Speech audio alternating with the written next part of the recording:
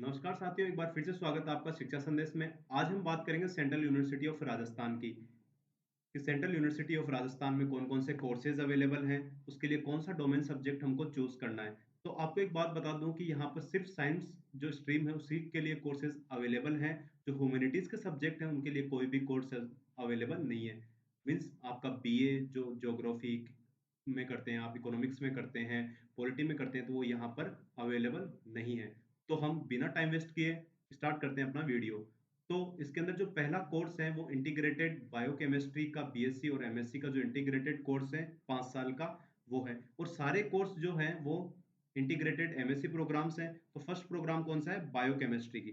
तो बायोकेमिस्ट्री की बात करें तो आपको बायोकेमिस्ट्री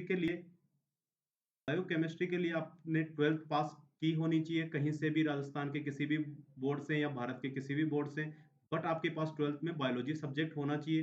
50% मार्क्स जनरल वालों के लिए और 45% मार्क्स किसके लिए? एससी, एसटी, ओबीसी वालों के लिए। तो आपको सेक्शन 1 से भी कोई लेना-देना नहीं है यहाँ पर। और जो सेक्शन 2 है उसके अंदर आपको डोमेन सब्जेक्ट कौन-कौन से पढ़ने हैं? फिजिक्स, केमिस्ट्री और बायोलॉजी आपको डोमेन सब्जेक्ट्स भरने हैं। अब बात करें अगले प्रोग्राम की, तो बायोटेक्नोलॉजी एमएससी का प्रोग्राम, उसके लिए आपके पास 10+2 होने चाहिए और भारत के किसी भी बोर्ड से आपने 12th पास की होनी चाहिए। बट यहाँ कंपल्सरी है आपके पास में 12th में बायोलॉजी सब्जेक्ट होना चाहिए। वहीं 50% मार्क्स जनरल के लिए और वहीं सेम कंडीशन ऊपर की जैसे नीचे 45% मार्क्स जो अदर कैटेगरीज़ हैं उनके लिए। इसके लिए आपको डोमेन सब्जेक्ट क्या पढ़ना है? जो सेक्शन 2 में डोमेन सब्जेक्ट क्या पढ़ना है? Physics, chemistry, biology. यहाँ सेक्शन 1 और सेक्शन 3 से कोई लेना-देना नहीं है। अब बात करें हम बीएससी, एमएससी केमिस्ट्री की, तो आपने कहीं भी इंडिया के किसी भी बोर्ड से 10+2 पास की होनी चाहिए। आपके पास में 12th में केमिस्ट्री सब्जेक्ट होना ज़रूरी है। तो आपको इसके अंदर 2 कंडीशंस बनती हैं, क्यों? क्योंकि मैथमेटिक्स वाले स्टूडेंट्स के पास भी केमिस्ट्री थी 12th में और जो बायोलॉजी के स्टूडेंट्स थे उनके पास में भी केमिस्ट्री थी। तो आप इसमें सेक्शन कैसे चूज़ करेंगे अपना डोमेन सब्जेक्ट? इसमें आप फिजिक्स लेंगे, केमिस्ट्री लेंगे और मैथमेटिक्स लेंगे और जो बायोलॉजी के स्टूडेंट हैं वो क्या लेंगे? फिजिक्स, केमिस्ट्री और बायोलॉजी लेंगे। आपको सेक्शन 1 से कोई लेना-देना नहीं है, ना सेक्शन 3 से कोई लेना-देना है आपको। अब बात करें कंप्यूटर साइंस की, एक बहुत ही अच्छा कोर्स है। इसके लिए आपको इंडिया के किसी भी बोर्ड से 12th पास की होनी चाहिए, बट आपके पास में मैथमेटिक्स होना चाहिए 12th के अंदर। 50% मार्क्स आपने प्राप्त किए हैं जनरल स्टूडेंट्स वालों ने और 45% वाले स्टूडेंट्स जो अदर कैटेगरीज़ हैं, तो आप इस चीज़ के लिए अपीयर हैं और आपको जो सेक्शन 2 है सीयूईटी का, उसमें डोमेन कौन-सा लेना है? Physics, chemistry, mathematics. ठीक है? अब बात करें इकोनॉमिक्स की, तो इकोनॉमिक्स के लिए आपने 10+2 पास की होनी चाहिए भारत के किसी भी बोर्ड से। आपके पास में इकोनॉमिक्स थी 12th में तो बहुत अच्छी बात है और मैथमेटिक्स तो इकोनॉमिक्स के साथ कंपल्सरी है ही। और अगर आपके पास ओनली मैथमेटिक्स है, जो पीसीएम के स्टूडेंट हैं, वह भी इकोनॉमिक्स में जा सकते हैं जनरल टेस्ट देकर, जो सेक्शन 3 है। अब इस चीज़ पे ध्यान दीजिएगा, इकोनॉमिक्स के लिए कौन-सा सेक्शन पढ़ना है?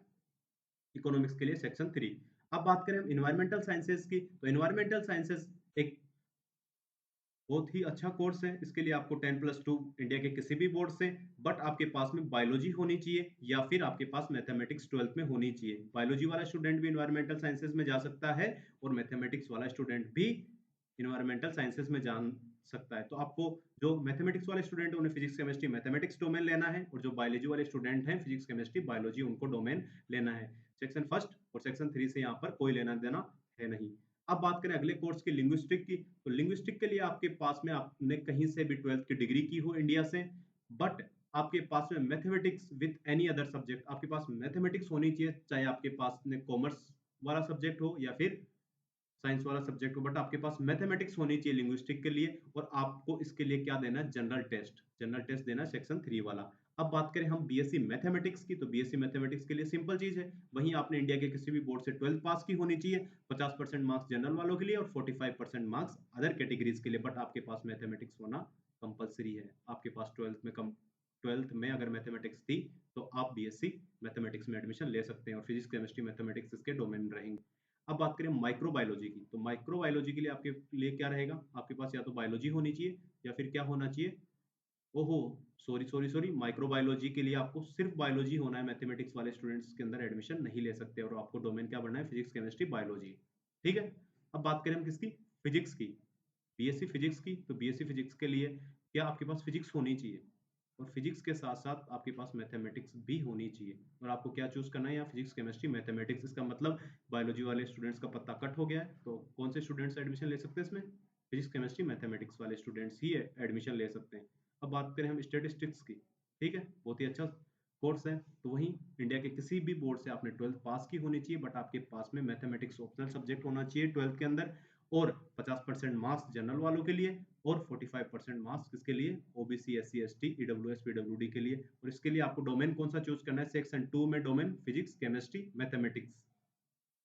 ये चीज़ें आपको समझ में आ गई होगी और जो अब तक ह्यूमैनिटीज़ की उम्मीद लगा रखे थे शिवराज के लिए मतलब सेंट्रल यूनिवर्सिटी ऑफ राजस्थान के लिए, तो ह्यूमैनिटीज़ का कोई भी कोर्स जो सेंट्रल यूनिवर्सिटी ऑफ राजस्थान है, उसके अंदर अवेलेबल नहीं है। मैं आशा और उम्मीद करता हूँ कि मेरी बात आपको आसानी से समझ में आई होगी। फिर भी अगर आपको कोई क्वेरी है, तो आप कमेंट बॉक्स में लिखकर ज़रूर बताइएगा। जय हिंद, जय भारत।